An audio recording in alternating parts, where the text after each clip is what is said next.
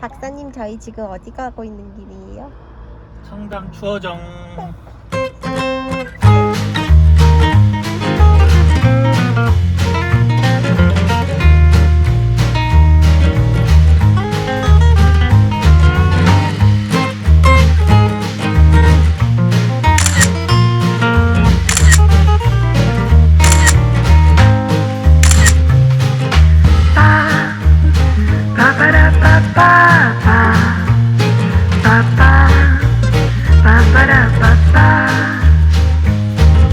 조윤혜 대표님 사랑합니다.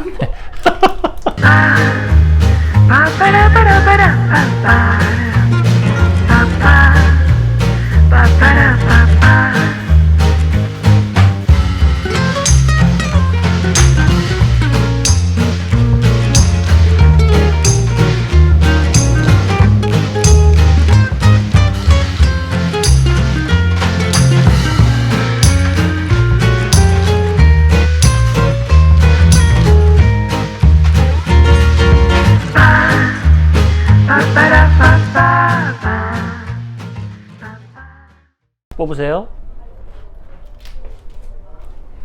자, 한번 봐보시죠. 어떤 내용인가요? 저도 한번 봐보겠습니다. 돈을 지불하면 뇌에서는 어떤 일이 생길까요? 입니다. 중간계 수업 중에 가장 즉각적인 반응이 나오는 부분이 바로 가격 전략이죠.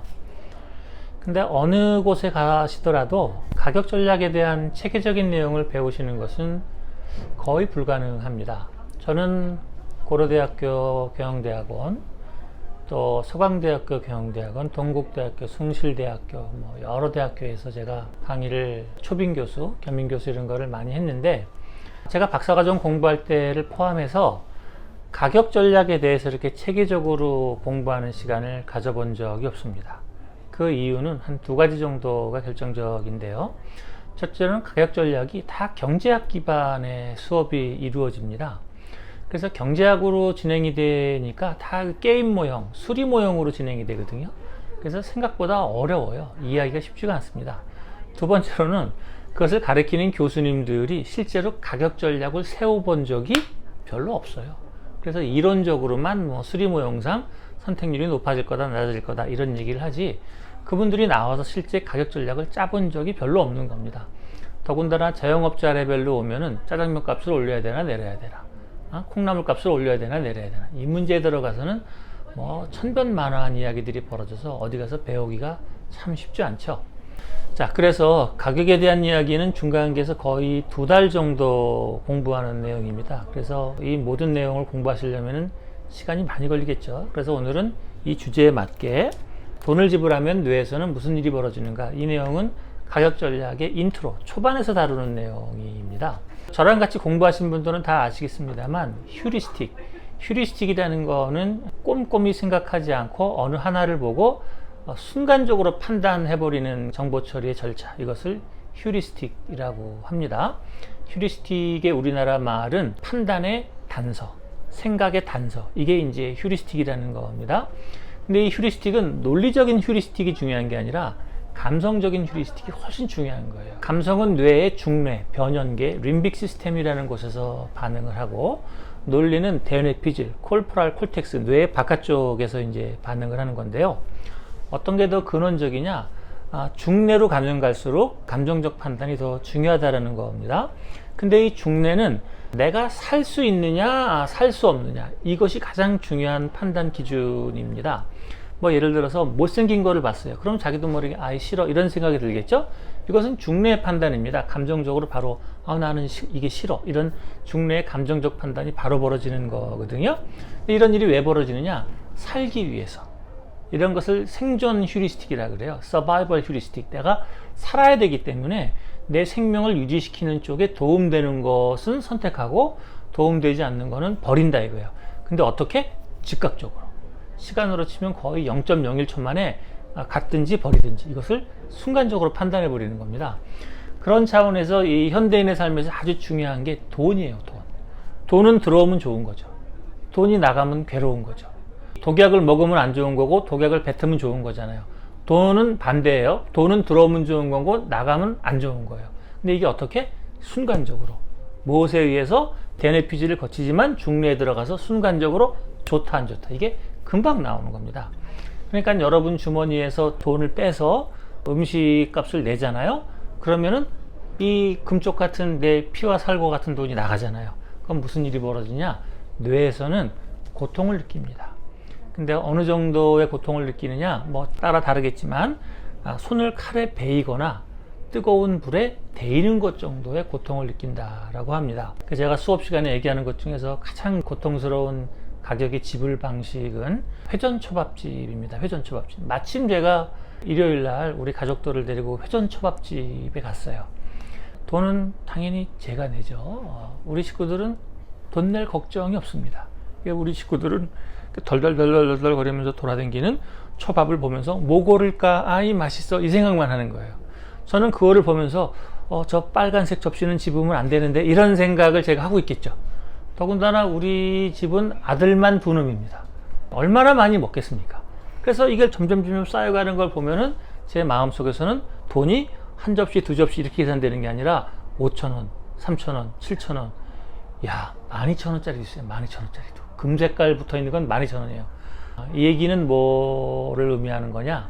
사람은 돈이 들어올 때는 기쁘지만 돈이 나갈 때는 괴로워요. 당연한 거죠. 그런데 돈이 들어올 때 기쁜 것과 나갈 때 고통의 심리적인 감정적인 차이가 벌어진다는 거예요. 어느 정도냐?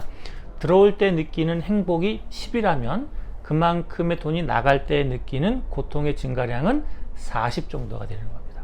4대 1이에요. 지금 우리 매니저들 이렇게 있지만 예를 들어서 제가 보너스로 400만 원을 줬다고 치겠습니다. 기분이 너무 좋겠죠? 근데 그 다음날 와서 계산이 잘못됐다. 이게 도로 내놔라. 그래서 400만 원을 다 뺏어가요. 그러면은 여기 좀 우리 매니저들이 생글생글 웃고 있지만 그때는 웃을까요? 전혀 웃지 않겠죠. 저보고 아마 속으로는 욕을 할 겁니다. 뭐 저딴 인간이 다 있어 막 이럴 겁니다.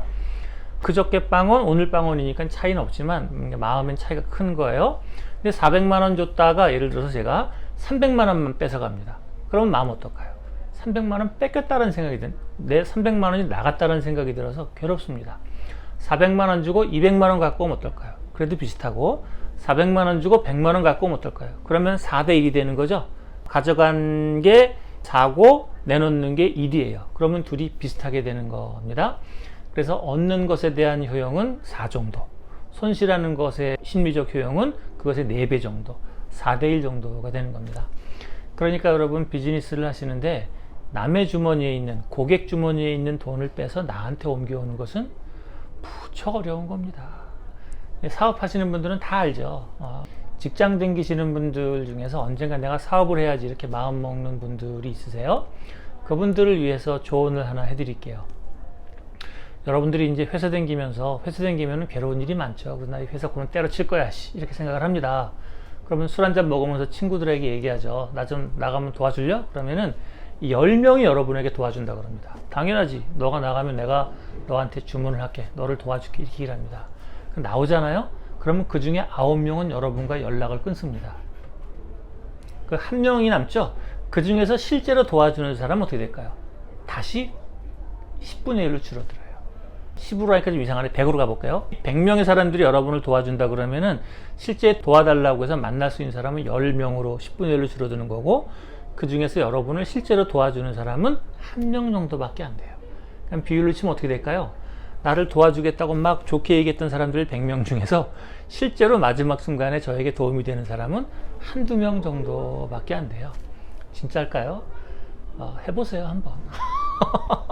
저도 지금 2012년에 CJ그룹 나와서 매니저들이랑 이거 하고 있죠. 저에게 어떤 일이 벌어졌을까요? 비슷한 일이 벌어졌습니다. 수많은 사람이 저를 도와준다고 했지만 실제로 그때 가서 만날 수 있는 사람은 소수였고, 그 중에서 실제 저에게 도움을 준 사람은 한 명도 없었어요. 저는 빵명이었어요. 그 이후에 새로 만난 사람들과 일을 해서 지금의 위치에 오게 된 겁니다. 중간에 만난 무슨 일이 벌어질까요? 상황이 바뀌었어. 나는 네가 이런 일을 할 줄 몰랐지. 나는 너가 그 이전에 댕기던 그 제품을 그대로 갖고 온다는 줄 알았지. 이런 식으로 말이 바뀌게 되는 겁니다. 왜 그럴까요? 그분들은 저에게 생길 수 있는 손실이 두렵기 때문인 겁니다. 과거에 만났을 때는 좋은 인간관계에서 얘기한 거지만 막상 그 순간이 되면은 손실이 벌어질 수 있잖아요. 대기업 일을 쓰면은 편한데 갑자기 개인이 만든 회사랑 일을 하게 되면은 손실이 벌어질 수 있잖아요.